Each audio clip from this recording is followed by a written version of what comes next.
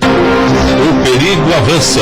Santa Catarina registrou 300 focos de dengue a mais do que em 2016 e 55 municípios do oeste são considerados infestados. O estado registrou a segunda morte por gripe A em 2017 a um paciente de Florianópolis. Depósito que incomoda. Carros abandonados em frente a uma delegacia revolta moradores vizinhos. Alguns estão no local há vários meses. 19 de abril é dia do índio, a data é importante, mas será que há o que comemorar? Uma história pouco contada. Conheça o Museu do Contestado, o local que resgata um dos momentos históricos mais importantes de Santa Catarina. Durante a guerra, os caboclos criaram um facão de madeira, enquanto os soldados usavam fuzil, carabinas e muita munição.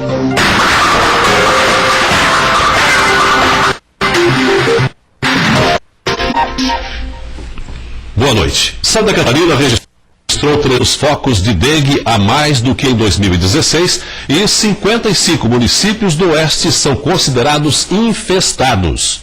Dona Nelce está sempre atenta aos cuidados com a dengue, principalmente nesta época do ano, onde as chuvas são frequentes. Ela deixa sempre em ordem o jardim e o pátio de sua residência. Sempre cuidado, latinha virada, flor sem pote embaixo, grama parada, sempre bem enxutinho, bem sequinho, para evitar a dengue. Dados da Diretoria de Vigilância Epidemiológica identificaram em 116 municípios 4.500 focos até o início de abril, 300 a mais do que o registrado no mesmo período de 2016. 55 cidades localizadas no oeste catarinense são consideradas infestadas. Em Chapecó, 211 focos já foram encontrados em armadilhas e residências. Porque todo o trabalho que também foi feito agora nos períodos de inverno, da retirada de recipientes que estejam com água, com ovos de mosquito do ambiente, tudo isso vai impactar e não ter uma população de mosquito tão expressiva no próximo verão. O boletim da Diretoria de Vigilância Epidemiológica informou que dos 1.284 casos suspeitos de dengue, 5 foram confirmados, 2 com transmissão em Santa Catarina e 1 importado. Outros 2 permanecem em investigação. De acordo com o coordenador da Vigilância Ambiental, para tentar diminuir os focos do mosquito, os proprietários de terrenos desocupados que não fizerem a limpeza podem receber uma multa de até R$3.000. É importante também que os moradores, os donos dos 15 mil terrenos baldios que a gente tem na cidade de Chapecó estejam atentos, para manter a roçada o ano todo, ou seja, período de verão, tem que fazer uma roçada periódica, não é uma roçada uma vez por ano, e manter limpo o terreno. Se tem dificuldade ou não mora próximo, não consegue manter o cuidado para que não seja depositado entulhos lá, que atenda a legislação também que determina que o terreno baldio ele deve ser cercado, para que não vire um depósito de entulho, não vire um lixão. Santa Catarina registrou a segunda morte por gripe A subtipo H3N2 em 2017. Segundo a Diretoria de Vigilância Epidemiológica, trata-se de um paciente de Florianópolis com doença cardiovascular crônica e obesidade, considerados fatores de risco. A idade da vítima não foi divulgada. Até o dia 8 de abril, o estado teve 15 casos de gripe A ou B. Desses, 12 são de gripe A H3N2, 1 de gripe A H1N1, 1 de gripe A com subtipo em investigação e 1 de gripe B. A outra morte foi registrada em Lages, na Serra, com um paciente diabético de 37 anos. Ele teve a gripe A H3N2. Carros abandonados em frente à delegacia do bairro Itaguaçu, em Florianópolis, preocupam os moradores. Alguns estão no local há vários meses. Os dois lados da rua, em frente à 4ª Delegacia de Polícia da capital, estão tomados de carros apreendidos. Nem mesmo a placa indicando a faixa amarela e o proibido estacionar tem sido respeitada. A via ficou até estreita, podendo passar somente um carro por vez. Os veículos com pneus furados, batidos e em completo estado de abandono preocupam os moradores. Este veículo sem vidros, sem pneus e com a lataria toda danificada virou um perfeito criadouro de mosquitos. Seu Sérgio, que mora em Itaguaçu há 25 anos, se preocupa com essa situação já há bastante tempo. Eu não sei, tá? Quanto tempo a gente vai levar com essas sucatas jogadas na rua, na frente da casa da gente, a vizinhança toda que se incomoda, além de tudo é um foco de mosquito, e a gente não sabe a quem apelar para que isso acabe de uma vez por todas, porque faz muitos anos que isso vem ocorrendo aqui. O delegado titular da 4ª DP explica que a maioria dos veículos que são deixados em frente à delegacia são oriundos de recuperação, após furto ou roubo. Posteriormente é comunicado às vítimas e eles vêm retirar o veículo na delegacia. Existem outras situações que é carros apreendidos em inquéritos ou auto de prisão em flagrante. Então esses carros, muitos ficam vinculados ao processo e só o juiz daí que pode mandar liberar. O delegado explica ainda que os carros acabam sendo trazidos para a frente da delegacia por falta de vagas no almoxarifado do Estado. Com isso, os veículos ficam esperando os trâmites dos processos ali mesmo na rua.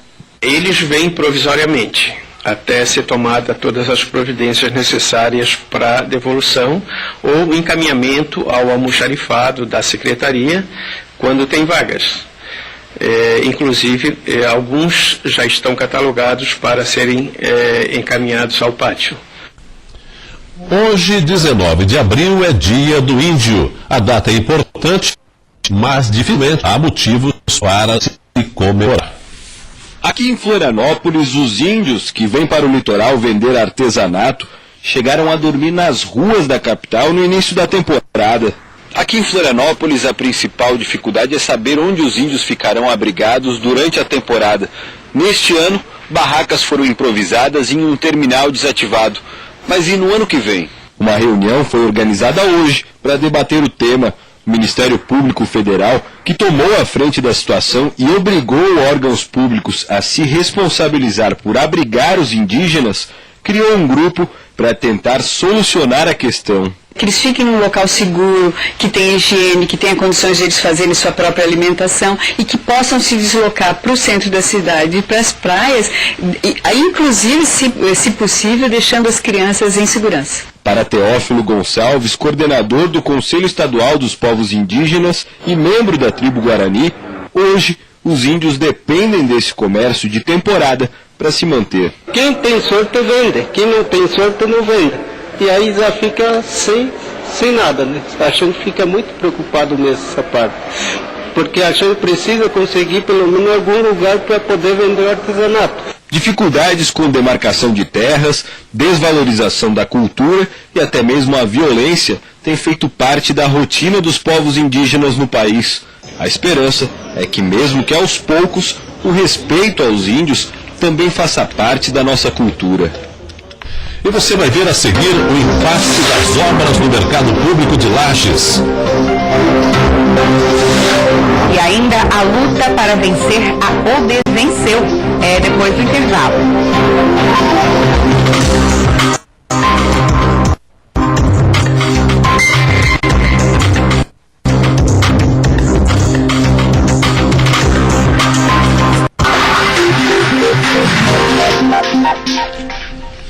O governador Raimundo Colombo e o secretário da Fazenda, Antônio Gavazzoni, que estavam em Brasília, seguiram para o Rio de Janeiro, onde participaram de reunião no BNDES para tratar do financiamento que permitirá a execução da segunda edição do Fundo de Apoio aos Municípios, Fundan. Agora, com a autorização da Secretaria do Tesouro Nacional, nós estamos aqui no BNDES para estabelecer as negociações. E o BNDES gosta muito do projeto. O Fundão 1 para eles foi uma referência para o Brasil e eles desejam realizar em outros estados e autorizaram, né? Agora a equipe do BNDES com a nossa equipe estabelecer, né, as regras do Fundão para atender a todos os 35 municípios. E nossa meta é que em 60 dias a gente possa ter isso concluído. Então a Secretaria de Tesouro Nacional autorizou e o BNDES aprovou. Agora é uma questão de montar, tem toda uma burocracia, montar um modelo para a gente poder realizar. Nós também teremos que aprovar a lei estadual, né? Então agora é lutar com todas essas etapas para no início do segundo semestre a gente começar a realizar as obras em todos os municípios de Santa Catarina. O mercado público de Lages está fechado há 8 anos. Agora, a Secretaria de Obras estuda uma maneira de reiniciar as obras de revitalização para reabrir o espaço. O Felipe veio do Rio Grande do Sul para vender os alimentos que ele produz. Ele caminha pela cidade com um carrinho de mão, oferecendo a mercadoria. Atualmente, o Felipe vende 50 pacotes de milho por dia. Ele acredita que se o mercado público de Lages estivesse em funcionamento, as vendas aumentariam ainda mais. Ia ser bem melhor para mim, eu ia vender mais mercadoria, só vantagens. Porque o público ia ser muito maior, né? Em torno do mercado. Baita mercadão desse aí parado, é um desperdício para a cidade, né? O mercado público de Lages já está parado há aproximadamente 8 anos. Além do ponto turístico, qual é a importância que ele tem para a população? O peixe, o pinhão, que agora é época de pinhão, né? E um preço acessível também. Então, tinha que voltar de novo ter mercado aí para nós. Voltando a funcionar, a importância é que vamos ter frutas frescas, verduras, peixinho. A novidade fica por conta da diminuição do valor do orçamento da obra. No início, eram previstos 18 milhões de reais para concluir a revitalização.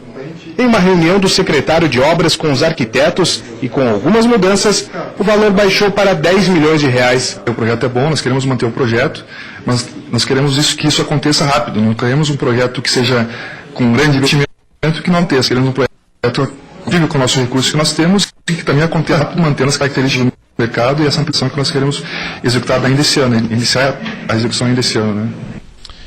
O corpo do turista uruguaio que estava desaparecido desde terça-feira no balneário Morro dos Conventos, em Araranguá, foi localizado na manhã de hoje.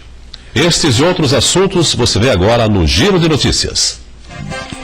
O corpo de Leonardo Diber Peraza Cabreira foi encontrado boiando no rio Araranguá. O laudo nos próximos dias deve esclarecer a causa da morte do turista. Em Itajaí, o vereador José Acácio da Rocha, de 45 anos, foi condenado a 7 anos de prisão por filmar e divulgar as imagens da prática sexual com uma adolescente de 16 anos. A menina, que era sua aluna na disciplina de Educação Física, tinha 16 anos na época dos fatos ocorridos em 2011. Inicialmente, José Acácio vai cumprir pena no regime semiaberto. Ele disse que vai recorrer da decisão. Em Joinville, 2 bandidos tentaram roubar esta padaria localizada na rua Praia Grande, quando o filho do proprietário, de 22 anos, teria reagido. Foi atingido por disparos de arma de fogo e morreu. Um dos suspeitos, de 16 anos, foi apreendido pela Polícia Militar.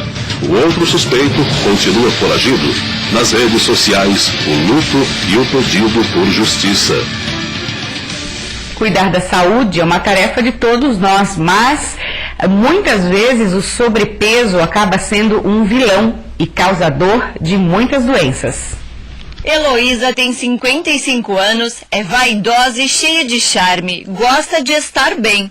Só que nos últimos anos conviveu com o excesso de peso e diabetes. Pensando em mudar de vida, ela procurou ajuda de profissional de saúde e decidiu emagrecer. Então, hoje em dia, a gente trabalha aqui, né, com a parte de emagrecimento saudável e estética de resultado. Então, a gente trabalhou com ela o programa metabólico, até ela chegar num peso para ela conseguir fazer os procedimentos também, né. Em 8 semanas, conseguiu eliminar 10 quilos. Heloísa, por que você decidiu emagrecer? Eu tomava a quantidade máxima de remédio para diabetes, 5 comprimidos. E o médico avisou que dali para frente seria insulina. E eu não queria usar insulina. Então eu fiquei sabendo do programa e resolvi experimentar. E gostou? Claro, já diminuí vários comprimidos, emagreci 10,5 quilos em 2 semanas, que para mim é uma grande vitória. Já tinha tentado outros métodos e não tinha conseguido, então eu estou bem feliz. E a autoestima? Nossa, foi lá em cima, está muito bom. Pesquisas apontam que boa parte da população brasileira é obesa e isso acarreta no desenvolvimento de doenças graves. A população divideira, como a população do Brasil em geral, tem na sua maioria a predominância do sobrepeso, depois a obesidade e depois as pessoas com o peso normal.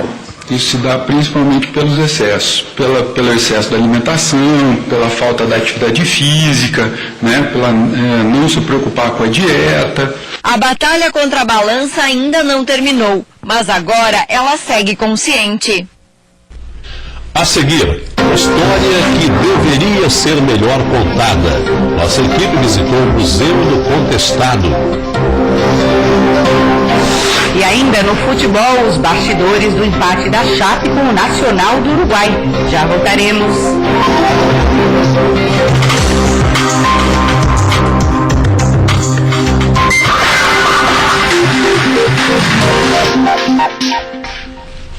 Copa Libertadores. A Chapecoense empatou ontem em 1-1 com o Nacional do Uruguai. Nossa equipe acompanhou a movimentação da torcida. Dia de jogo em Chapecó é assim. A Arena Condá se torna um verdadeiro caldeirão verde e branco. E para o jogo entre Chapecoense e Nacional do Uruguai pela Libertadores não foi diferente. Os torcedores fizeram a festa e estavam confiantes.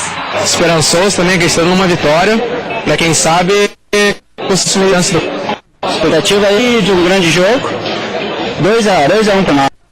E representar o Oeste Catarinense para o Brasil, para o mundo inteiro, como vem acontecendo, E olha que teve visita de torcedores especiais. Os pais do atacante Wellington Paulista também estiveram na Arena Condá para prestigiar o filho, que está se destacando no clube catarinense. Vá bem, o time todo bem, que é uma família, eles estão bem.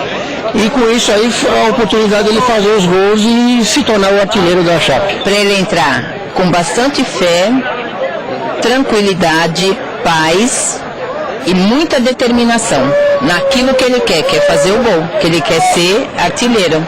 Apesar do empate em 1-1, os torcedores que sempre sonhavam com a Libertadores saíram satisfeitos com o resultado. Desde 2007 acompanho a Chapecoense, nunca esperava isso, uma coisa sem noção, assim, para se dizer bem certo. E o que eu vejo hoje sempre sonha, mas não algo tão incrível. E tudo bem, como eu sempre digo, da organização do clube. Eu admiro a organização, eu admiro tudo. Acredito que todo mundo deveria pesquisar isso, de como o clube é organizado. Em Caçador, no Meio-Oeste, está localizado um dos maiores acervos da Guerra do Contestado. É um espaço de resgate de um dos momentos históricos mais importantes de Santa Catarina.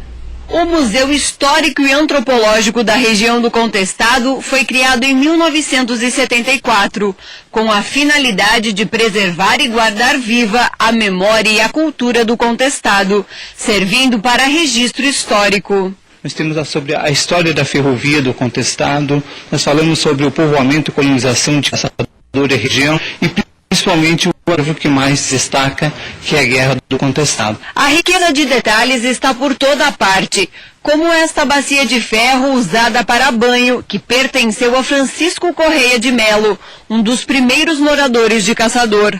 Ou ainda esta máquina de lavar roupas de madeira e manual. Os armamentos e roupas usados na Guerra do Contestado também foram doados. Esta espada trabalhada foi doada pelo neto do general Carlos Frederico de Mesquita em 2012 para preservar a honra da família. O Paraná se dizia proprietário de todas essas terras que a gente está aqui hoje e Santa Catarina contestava esse território também. Então são 48 mil quilômetros quadrados contestados desde 1850, quando a criação do Paraná, até 1916, outubro, quando foi então assinado o acordo entre limites entre esses dois estados. Durante a guerra, os caboclos criaram um facão de madeira, enquanto os soldados usavam fuzil, carabinas e muita munição. Na divisa entre Santa Catarina e Paraná, grandes empresas do setor madeireiro trabalhavam com 800 funcionários, um número distante da realidade atual. Esta locomotiva com capacidade para 80 vagões foi fabricada em junho de 1907. Fazia a linha São Paulo a Rio Grande do Sul, viagens que duravam semanas. A locomotiva ela foi o meio de transporte mais utilizado, tanto que era quase que difícil até conseguir transportar, vamos dizer, a riqueza, a madeira aqui da região via ferrovia. As pessoas pagavam para entrar na plataforma para adquirir até produtos, revistas, jornais e outras. Esse fato ocorreu entre 1912 e 1916. Foram aproximadamente 20 mil camponeses que enfrentaram militares estaduais e do Exército. Ganhou o nome de Guerra do Contestado porque os conflitos aconteceram numa área de disputa territorial entre os estados do Paraná e Santa Catarina, por onde passava a estrada de ferro que estava sendo construída por uma empresa norte-americana. Em função disso, milhares de famílias de camponeses perderam suas terras, o que gerou muito desemprego entre os camponeses e, obviamente, em toda a região, que ficaram sem terras para trabalhar. Bem, a história é interessante, mas pouca gente domina o assunto. Aliás, não só esse, porque a população de Santa Catarina conhece pouco o território do seu próprio estado. Somos um estado diferenciado economicamente, mas nos falta identidade cultural abrangente em todo o seu espaço.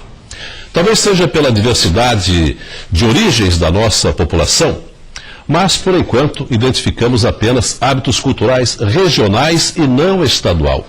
A Guerra do Contestado, por exemplo, não é parte da história de uma pequena região, e sim do estado de Santa Catarina. E aí acontece essa identidade estadual a que você se refere, né? É preciso que a gente conheça o nosso estado. É verdade. O Band Cidade desta quarta-feira termina aqui. Assista agora o Jornal da Band e nós voltaremos amanhã. Boa noite e até amanhã.